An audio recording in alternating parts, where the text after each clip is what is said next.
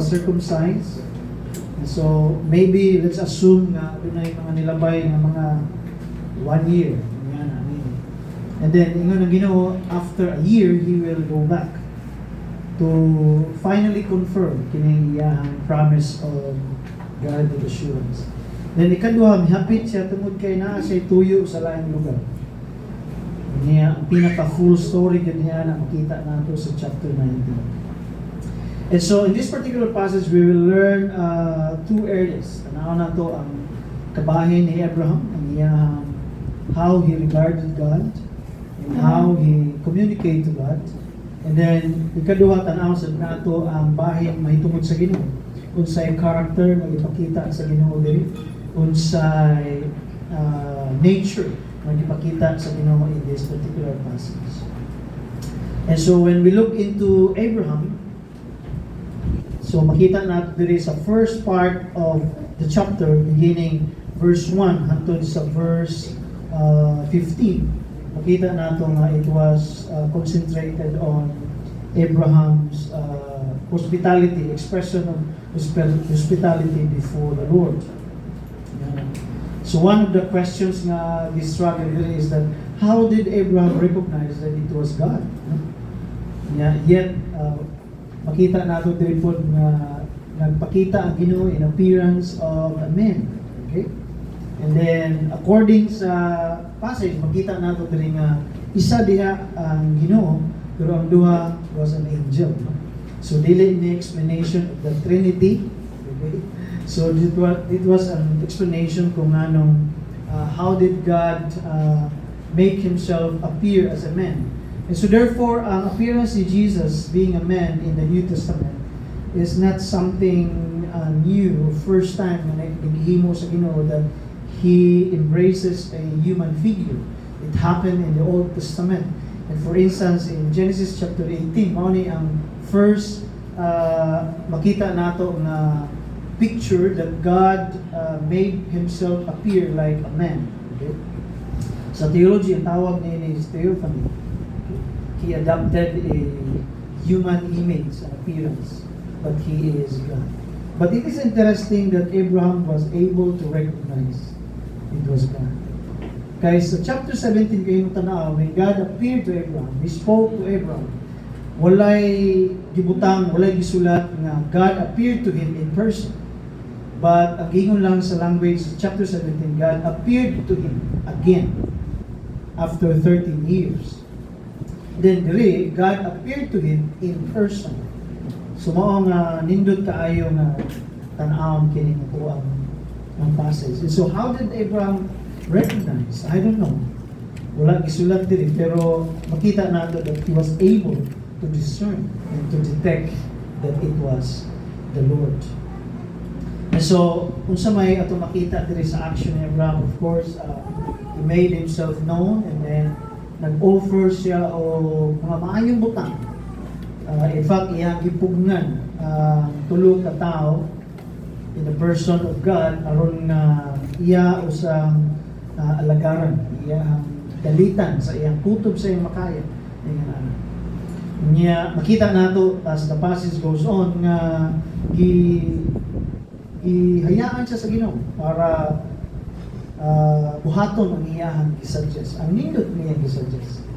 And so, makita nato that Abraham was able to recognize God and in response, ano na siya himo para sa Ginoo. And so, kung sa may atong makita ang direct implication and lesson din. I think na-appreciate nato ng himo ni Abraham din. This is just more than being hospitable to a person. But this is actually an act of service and worship offered to a living God. He recognized that it was the Lord, and so therefore, he offered everything in his ability, in his capacity, aron nga buhaton ang tama for the Lord. Kung niya, makita nimo diri ang iyang gihimo, just basic lang gikaayon na offer sa practical na mga kinahanglanon kay God is an appearance of a man aning nga time. So nag-offer siya kinahanglanon sa Ginoo aning panahon ani. But we know that nowadays makita nato na God doesn't need anything from us.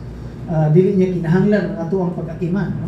Kita ang nangyayang sa Ginoo. But in this time, it is appropriate for Abraham to offer tungod kay God is in a person, is in a human being form. Yan. So therefore, iyahang gitagbo ang immediate need. Pero beyond that, nakita nato that it is an appropriate worship na gihimo ni Abraham. When he can, he will serve the Lord. Nya makita nato diri nga ang iyahang yung offering, ang iyahang gitawag nato na service, no? It was the best gift. Ang iyahang dimension, niyon siya sa iyang asawa, kinahanglan finest flour ang imong i-offer. Luto gyud ayon niya katong karne pinaka nindot, no? Tender, beef steak na pinakalami niya nang iyang i-offer. Unya cheese and cheese sa una, no? Unya kaning fresh milk na gikan gyud sa iyang mga abot na. So nakita nato na when Abraham served the Lord and offered this a form of service to God, makita nato na he was doing the best that he could. He is offering the best for the Lord at this time. So nindot kayo nga attitude ba na when he recognizes that it was the Lord, he offered his best for God. So wala lang murag ka na bang Lord kanilang yun Lord kay usama wa man ko kabalo manhi ka. Di ba? Nya makita nato sa passage, wa magid siya kabalo. It was a surprise from the Lord. Pero wala siya nahimong mediocre in a sense nga he will just offer ang pinaka simple o pinaka simplest form na ma-offer niya kay wa man siya ka-prepare. Pero makita nato that despite sa lack of notice, lack of time, makita nato that Abraham do in his capacity nga ihalad gyud gihapon sa Ginoo ang what is best and what is due to him. And so makita nato diri that Abraham in a sense not just offer hospitality to the person of God, but makita nato it's more than hospitality. It is an act of service, it is an act of offering, it is a best act of worship to the Lord. And it is a good example ng atong nakita diha kay Abraham. And so laktawan usa nato si Sarah, kay part si Sarah diha sa ato ang istorya. And then another makita nato diri when in verse 16 hantod sa katapusan, makita nato how Abraham expresses his prayer. It was actually the first recorded intercession in the Old Testament. It was the first encounter with the Lord na adunay somebody who intercedes before others. And so, makita nato din ang example ni Abraham that he boldly spoke to God. Unya, dili lang na he intercede for a city, for a nation. Abraham could have tell God na, go ahead Lord, okay lang. Pero makita nato that iyahang gi-consider ang paghangyo diha sa Ginoo. And so ang idea there is that naman na kinahanglang buhaton ni Abraham. I think wala hinungdan kung Abraham is aware that his nephew is in Sodom. Nya dili lang na he is beginning to makita nato that he's beginning to know God. Sa iyang mga statement, ingon siya na, di man kay ana, Lord, you always do what is right. The judge of the world do always right. Nya, makita nato sa iyang argument na dili ka unfair, God. Nya, dili siya ka bias. And so therefore, it is a display. Abraham spoke to God boldly in a sense because he is beginning to know the Lord. Nya, very interesting wa gid siya gibadlong sa Ginoo ni panahon. Kaya bang wa mangalot ang Ginoo ni ingon na pagkakulit ni mo doy. Yan. Pagkapakialamero ni mo. And so one thing that we can learn from Abraham is that he pleaded, he interceded for a city. Kabalo si Abraham na wicked ang syudad. Pero he begs before the Lord to just consider for one thing niya kinahanglan gitawag nato nga kung dayunon man sa Ginoo ang iyang plano, unta tama ang buhaton sa Ginoo niya, unta dili madamay ang mga righteous. And what is interesting in this passage is that God listened and considered to Abraham. Naana may plano ang Ginoo. In fact, ingon na gani siya diri na niani siya para mudritso siya sa Sodom kay ang tanaw. Naana gyud final judgment sa God. Pero nganong iyang hingnan si Abraham? So mao na siya ang interesting fact.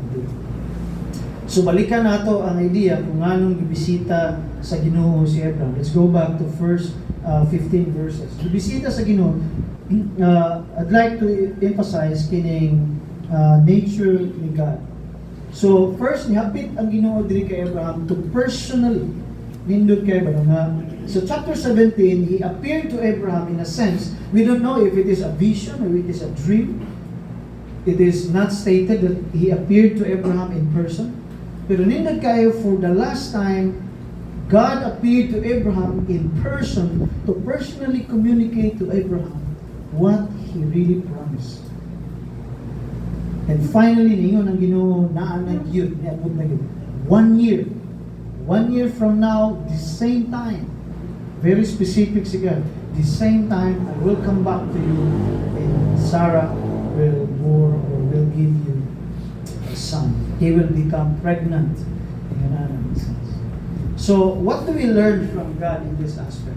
Makita nato that God is really faithful in a sense na He appeared to Abraham to finally confirm ang iyang promise to Abraham. And then, makita nato diri nga si Sarah na po ang nakatawa diri. Sa chapter 17, si Abraham ang nagkatawa. Diri nakita nato nga si Sarah ang nagkatawa. Kaya nga naman, according to the passage, it says na he is past beyond. Ganaan ko sa Bisaya sa gibasa kanina, nahumana ang menopause na si Sarah. No? Nahumana ang iyang. So therefore, it is really impossible. Mao nga, makarelate kay Sarah diri kay ano magbinuang man ni kayo, maingon ka niya. Nung makaanak pa siya, niya, wala na, pasok ano. In terms of age, wala na. Ang ingon ni Sarah diri, we are very old, beyond years. It's impossible. Mao nga, ang response na lang ni Sarah, bugal-bugal. Yan. So, wa siya kabalo, madunggan sa Ginoo niya. And so that is why diha gikuha sa Ginoo ang pangalan nga Isaac. Isaac means, kabalo mo siya meaning sa Isaac? Laughter. No? Laughter. Diha pasagot meaning sa Isaac. Diha gikuha sa Ginoo. Mo nang nanlan tagaan ta mong anak nga magkatawa mo. Okay. Anak nga magkatawa. Kalingaw siguro si Isaac. Mo siguro magkitataan sa anak na. But usa may gusto na mapakita sa Ginoo diri. I think God is showing to the couple, to this family, not only that He is faithful to His promise, that He is beyond what they think who God is. Kung sa may lingwahe sa Ginoo diya, in verse 14, dili nato makita ang familiar passage, is there anything too hard for the Lord? Grabe na. So sa may ginatudlo nato kanina, do you think that nabay mga butang sa atong kinabuhi that sa iyong tanaw it's impossible? Naba mo yung mga ginatanaw sa inyong pagalingon na imposible na maging. Kini ang mong relasyon, imposible na maging matarong. Kini ang mong pamilya, imposible. Nung natay mga ingana na mga tingunga sa Ginoo. Pero nindot kayo yung saan, God is revealing to them that even in the midst of their nothingness, barrenness, even in the midst of their inatawag nato nga past beyond years, and even childbearing, it is really impossible for them. But God is true and faithful to His promise. Why? Because nothing is too hard for the Lord. Nothing is too hard for the Lord.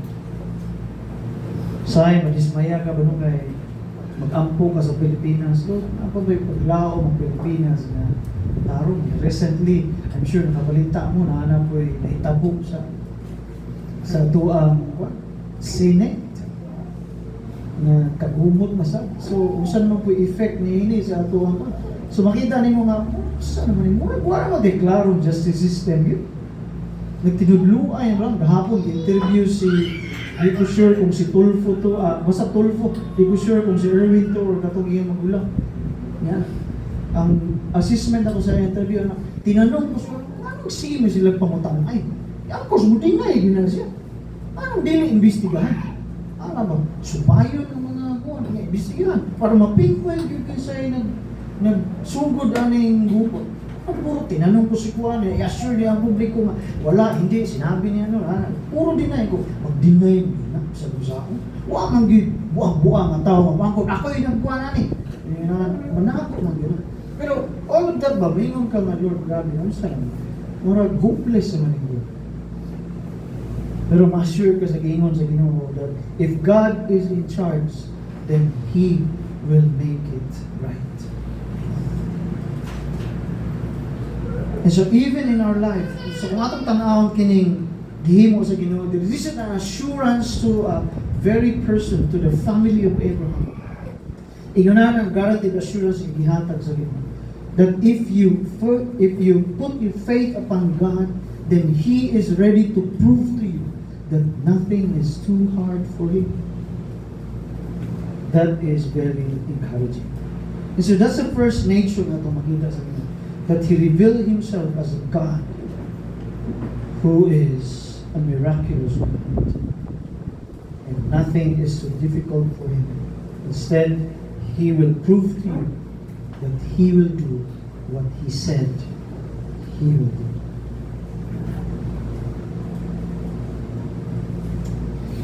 Okay. And then, going back sa second part, beginning 16 hangtod sa katapusan, looking into God's nature. Saan may ito makita niya? I think both God revealed Himself as a God who is faithful to the covenant. Ano na ingon ako? It is because God has already heard and judged Sodom and Gomorrah. Pero nga naman, nga muduol pa siya kay Abraham. And then would share His heart to Abraham. To me, that is unique characteristic nga gihimo sa Ginoo. Nga naman, tungod kay way laing tubag, makita nato ang statement sa Ginoo diri. Notice question sa Ginoo in verse 7. He said, "Shall I hide from Abraham what I am about to do?" And following that verse 18 hangtod sa 19, He affirmed His calling to Abraham. Iyang i-affirm, giingnan niya si Abraham. Abraham will surely become a great and powerful nation. Di ba? Mamana yung sahag kay Abraham. Unya, and all the nations of earth will be blessed through him. For I have chosen him so that he will direct his children and his household after him to keep the way of the Lord by doing what is right and just, so that the Lord will bring about for Abraham what he has promised him. And so God came to Abraham, not only that He will visit Abraham and confirm His promise, but God came to Abraham to affirm that He honors the covenant na iyang ihatag kay Abraham. Kung saan may ang gingon kay Abraham, the nations will be blessed through you. And I think that is why God asked and consulted Abraham kung unsa po ang iyang una-una may tungod sa plano sa Ginoo. Not to change the plan of God, but He considered Abraham to become a blessing to all nations. That is why mag-make sense ang negotiations ni Abraham kay God. Kaya nga naman, gipangutanan gyud siya sa Ginoo. Giingnan gyud siya sa Ginoo nga mao ni ang iyang plan. And so that is why God honors His covenant to Abraham. I want you to be informed, to be aware of my heart and my plans. And I want you to remember that I have chosen you and have promised you to become. So gipakita sa Ginoo diri nga more and more gi-affirm niya nga if you will ask something, if you will ask anything, then God will always consider. Kaya nga naman, through Him, nations will be blessed. through him, nations will be gitawag nato na will be granted favor before the Lord. So ninduta na, no? God honors His covenant to Abraham even to the point that He informs Abraham of what is in his mind and in his heart so that he will be aware. Diya karon naabot gyud nga si Abraham nakig-negotiate sa Ginoo. Diya kung makita nimo ang dagan sa storya, God always what? Consider his opinion or iyahang plea, iyahang hangyo, no? I-consider sa Ginoo ba? Mawala dayon basta-basta, wala dayon mo diretso ang Ginoo sa Sodom ug Gomorrah. Pwede magdunta nga di na siya mohapit kay Abraham. Pwede man ata mo diretso na siya sa Sodom and Gomorrah. But no. He personally informed Abraham that this is my goal, this is my plan, this is my judgment. But what happened? When Abraham learned na mauna ang buhaton sa Ginoo, then he pleaded before God. What an interesting. Ganong interesting man eh. Okay, makita nato diri nga with God's plan and God's judgment in His mind, iyahang gi-appeal si Abraham. Iyahang gitagaan og tsansa si Abraham nga muhangyo niya. Unya magunahuna mahitungod sa iyang plan. And so dili ba na nga gi-honor sa Ginoo ang iyang desire for Abraham that I will bless the nation through you. And so what happened is that Abraham pleaded to God.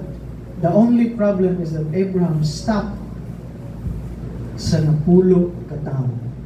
Kung niyon unta siya, Lord, kung naay isa, Lord, kay isa ramang yun ang makita sa Ginoo dito, sila ramang yun. O ang iyang pamilya. Wala namang gilain. So kung naay isa, yan, may bawaan nato na sa chapter 19 nga, not until Lot was extracted from the place, wala giguba sa Ginoo. Kung gihulak yun sa Ginoo. Unya nga naman, kung sa may inong na sa chapter 19 ang ingon nito, because God remembered Abraham. Iyang gi-honor ang hangyo ni Abraham. Ayaw damaya ang righteous. It's very interesting that God wanted to cooperate. Iyang gitagaan ang opportunity si Abraham. And yet by that, he affirmed that I have covenant to you. If you plead, if you ask, then I will consider your plea. Ito ba? So sa may pakita dire nga implication ka na.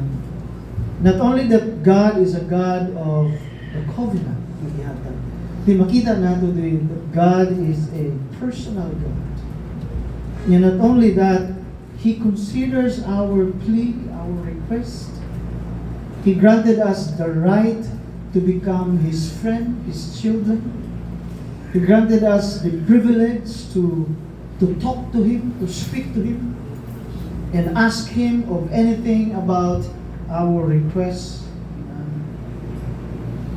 It's very interesting na mauni ang Diyos na ato ang ginasunod. So wala sa mingon kay Abraham na ayaw ko buti, ayaw ko ayaw naghangyo-hangyo, kaya nagka-fix na ako una-una. Dili, nga na ang Ginoo. Wala, bisan pag kung sa ingon na una ako gining buhaton, no. But God gently asked Abraham, shall I hide from you what I plan to do? So not only that He's a God of covenant, He's a God that reveals His heart to His children, to His people, to His friend. Because He's a personal God. Only if we recognize Him being the God and the Lord of our life. Naka-experience na ba kung sa inyong kinabuhi na inyong masabtang yun? Ang kasing-kasing sa Ginoo may tungod sa inyong kaugalingon, sa inyong pamilya, sa inyong panimalay, sa inyong komunidad. That's interesting to know, no? Siguro majority of us may yung tanga wala pa tayo po hanapan. Ang question is nga naman. I think wala laing tubag niya na makita naman ito. because we fail to discern that it was God who spoke to us. Unlike Abraham, that he recognizes God. And so that is why, because he recognized God, then God revealed to him. Kung sa maingon ni Jesus diyan, to those who are pure, they will know God. To those who are righteous, they will see the Lord. And so this is one of the passages in the Bible that God can actually reveal to a person. Pwede gyud siya mag-istorya ka nato. Pwede ganyang ipadayag ka nato ang iyang sikasik.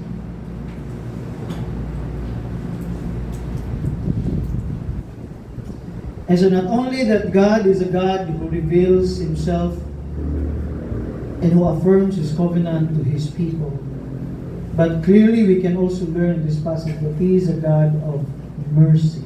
He is a God of mercy. He told Abraham about his plan.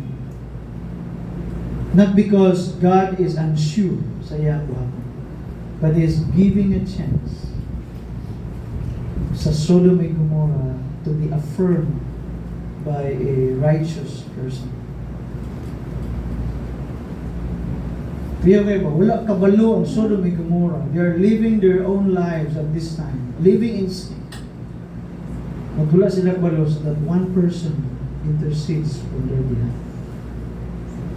Yeah, they do not know that judgment is coming at that very day. But one person intercedes on their behalf.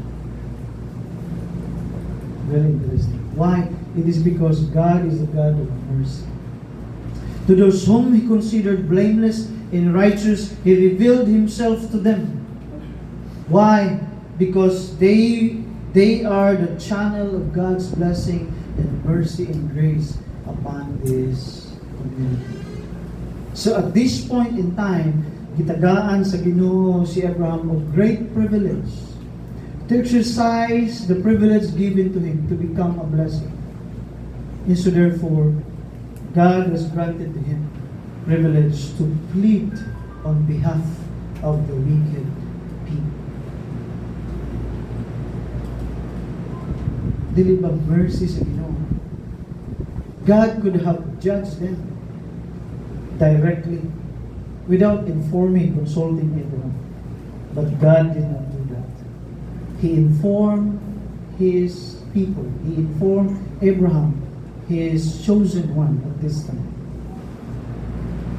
Why? It is because God is showing mercy to people. Every time the Lord judges, His judgment is always right. And His judgment is always on the basis of mercy and grace. So makita sa nato dito that this is a God who is full of grace and compassion by allowing a time for Abraham to plead before that.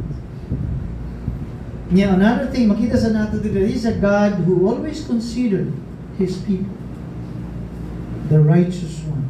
Mao gani ang ingon ni Abraham, unay makita na pulo, bisag na pulo lang na ba kay buhaton gihapon. Idayon ba gihapon? Then God said, I will not unay ito. Ano gihapon nang ingon?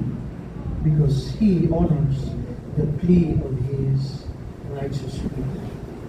So siya makita na ba, dako kay implication, dako kay impact sa syudad, sa nasod, sa community, ang atuang mga pag-ampo sa Ginoo.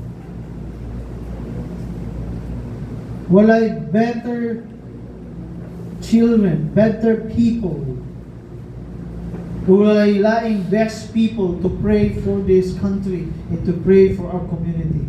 Kung dili ang gitawag sa Ginoo, ang mga anak na napili sa Ginoo. Kaya nga naman, because only through them God will hear them. Only through them God will lend His ears.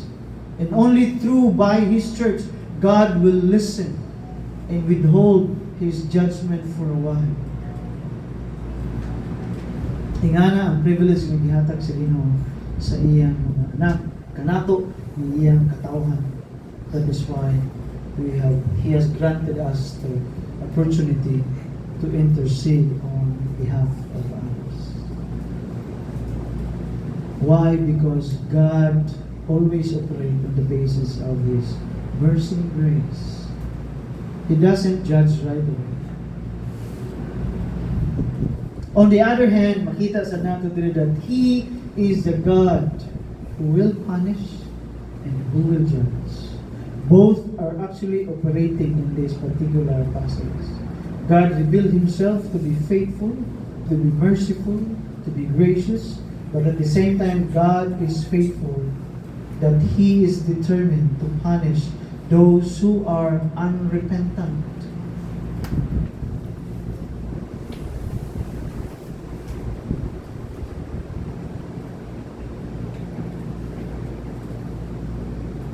Okay. Verse 20. Makita nato sa verse 20. It is noticeable that when God came to Sodom and Gomorrah, nga ang problema sa the problem of Sodom and Gomorrah is that they are not sick people. Pero ang siya ingon sa Ginoo, they are sinful. Yeah, verse 20 it says, their sin is so grievous. Maglagot ka, makahilak ka. Muna yung description na gigamit sa Ginoo. Kung tanawin mo, and so, the people of Sodom and Gomorrah are not sick people. Now, it is our way of kanabang atong gipagaan ang sala. Homosexuality, we know that it is homosexuality ang ilang struggle diri. Ang ilang wala na sila moral basis, moral standard. So makita natin, homosexuality is not a disease.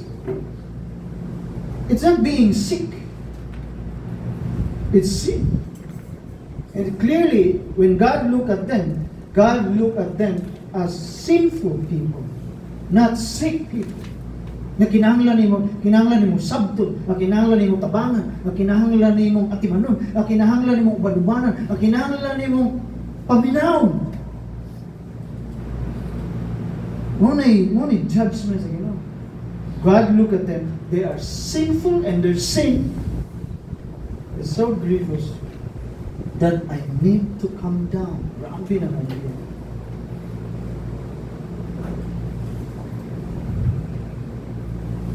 So what is our problem in our community is not something that our community is sick. Nasakit ang atong syudad, so makinahanglan tahumon nato. Iyan po nato ang Pilipinas, kaya sakit ang Pilipinas. That's not the case. If we will look at the mind of God and the heart of God, we are not sick, but we are sinners. We are sinful before the Lord. That is why we are in this mess. And that is why we are in this situation. And so God is a God who is merciful and gracious. But He is also a God who judges. And when He judges, His judgment is always right. Ang managihimo ni Sarah, diba? Wala ko nagkatawa Lord. Siya inong sa Ginoo, ay ko bilaran, katawa ka. Kita na ako'y mata sa likod. Murag ingana ko. Murag ingana ko lang atong tanaw sa atuang. We're not sinners. We're just people that is broken. We're just broken. No? Wala ka sabot Ginoo sa akong giagian, sa akong pagkabata mo na naingani ko. Wala ka sabot sa mo ang experiences mo na. And then we concluded to God nga, please understand of who I am. Because we're just broken people. We are victims of the society. We're victims of community. We're victims of our upbringing. I'm sorry, but that's not the case. Because every time God will look at us, He will always look at us. Not sick people, but sinful and sinner.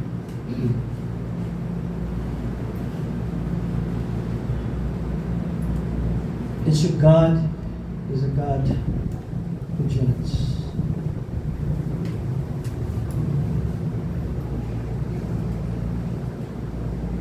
And He is the God who will punish to those who are rebellion and wicked upon His very eyes. But what is interesting is that He is the God who will always consider if His righteous people will plead on behalf of the wicked. He will listen to you. He will listen to us if we plead on behalf of the wicked.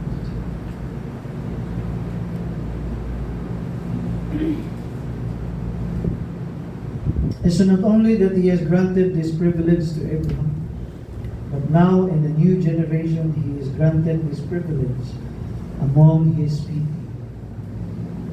And if we have a personal relationship with God, with Christ, our Lord and Savior, then, therefore, we inherited the covenant promise to Abraham that He will look at us as people that belong to Him. That we have the privilege. Sabi niya natay giawit nga, di natay gahum na iya. I think naalay gamay na grammatical or language ano dito. I think yung gigwa to nila sa book of John, what John is actually using is authority, privilege to become children of God. Authority. God will give you the right.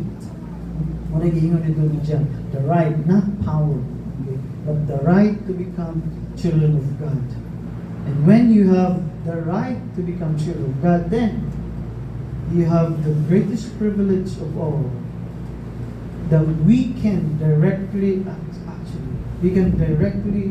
plead upon God and talk to God about His plan and about our prayer to Him. And granted, He will always listen to His people.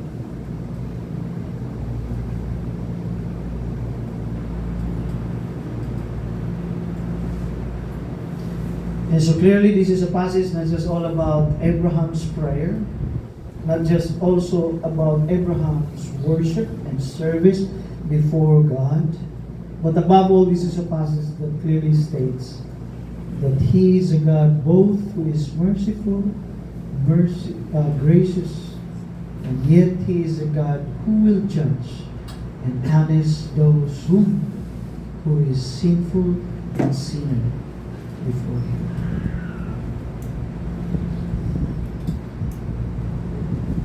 And we will continue the story in chapter 19 about the final destruction or the final judgment of God among the wicked and rebellious. But right now, kana lang usa ang atong lantaon, kana lang usa ang atong panalangin. Let's pray and let's come to our God.